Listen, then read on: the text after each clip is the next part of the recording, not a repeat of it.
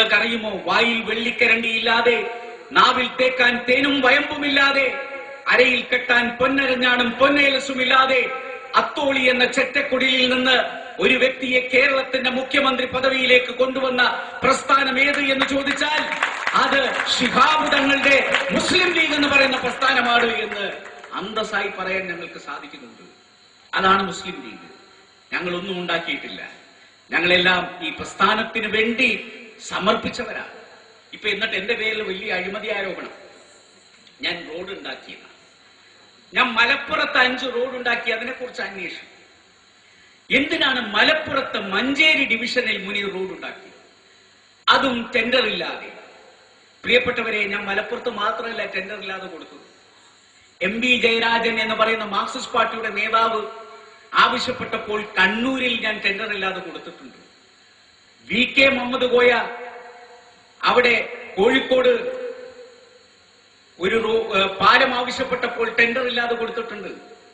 നിങ്ങൾക്കറിയാം, ഇതിന്റെ തൊട്ടടുത്ത് കരുവന്തുരുത്തി പാലം, അത് VK മുഹമ്മദ് ആവശ്യപ്പെട്ടപ്പോൾ കൊടുത്തതാണ്. അതുപോലെ ശ്രീമതി ടീച്ചർ പറഞ്ഞപ്പോൾ കൊടുത്തിട്ടുണ്ട്. കോടിയേരി ബാലകൃഷ്ണൻ പറഞ്ഞപ്പോൾ കൊടുത്തിട്ടുണ്ട്. പക്ഷേ തോമസ് ഐസക് പറയുന്നു അതിനെക്കുറിച്ചൊന്നും ഞങ്ങൾ അന്വേഷിക്കില്ല. മലപ്പുറത്ത് എന്തിനു കൊടുത്തു? മലപ്പുറത്ത് 5 എണ്ണം നിങ്ങൾ എന്തിനു കൊടുത്തു? മലപ്പുറത്തിന് ഞാൻ അനീതി ചെയ്തിട്ടില്ല. പക്ഷെ മലപ്പുറത്തിന് നിഷേധിക്കപ്പെട്ട നീതി ഞാൻ പിടിച്ചു കൊടുത്തിട്ടുണ്ട്. എത്രയോ നാളുകളായി പിന്നോക്കം നിൽക്കുന്ന ഒരു പ്രദേശത്ത് റോഡ് കൊടുത്തതിന്റെ പേരിൽ 1000 കൊല്ലം നിങ്ങൾ എന്നെ തടവിലിട്ടാലും തിരിച്ചു വന്ന് ഞാൻ ഇതേ തെറ്റ് 100 തവണ ആവർത്തിക്കും. എന്റെ കയ്യിൽ നിങ്ങൾ ചങ്ങലയിട്ടാൽ അതിനെ പൂമാലയായി സ്വീകരിക്കും. എന്നാലും മലപ്പുറത്തിന് വേണ്ടി ഇനി അവസരം കിട്ടിയാൽ 1000 റോഡുകളും 1000 പാലങ്ങളും ഞാൻ കൊടുക്കും. ആരാണ് ചോദിക്കാൻ? ഈ പ്രദേശത്തെ പാവപ്പെട്ടവരെ, പിന്നോക്കം നിൽക്കുന്നവർക്ക് വേണ്ടി റോഡ് കൊടുത്താൽ നിങ്ങൾ പേടിപ്പിക്കുകയാണ്. നിങ്ങളുടെ പേടിയൊന്നും കണ്ട് വിറച്ച് മാളത്തിൽ പോയി ഒഴിക്കുന്ന ചോരയൊന്നുമല്ല ഈ സിരകളിൽ ഒഴുകുന്നത്.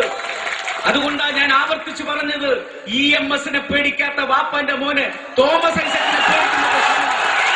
തോമസ് ഐസക് നിങ്ങളുടെ താടിയും നിങ്ങളുടെ കഷണ്ടിയും അതൊന്നും കണ്ട് പേടിക്കുന്ന കൂട്ടത്തിലല്ല മുസ്ലിം ലീഗിന്റെ പ്രവർത്തകർ.